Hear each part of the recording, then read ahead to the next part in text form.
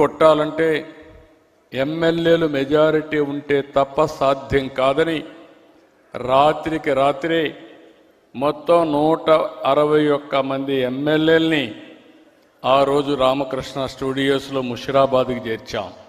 అది గేమ్ చేంజర్గా అయింది. ఆ రోజు కానీ రాకపోయి ఉంటే, ఇంతమంది ఎమ్మెల్యేలు లేకపోయి ఉంటే ఏమాత్రం కూడా భయపడకుండా ముందుకు పోయే పరిస్థితి వచ్చేది. అంత మునుపు కూడా చరిత్ర మీరు ఒకసారి చూస్తే 47 నుంచి 84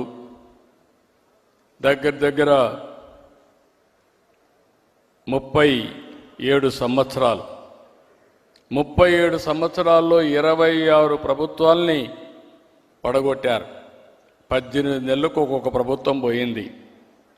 కానీ ఈ మహాపోరాటంలో గెలిచింది ఒకే ఒక వ్యక్తి, అది నందమూరి తారక రామారావు గారు.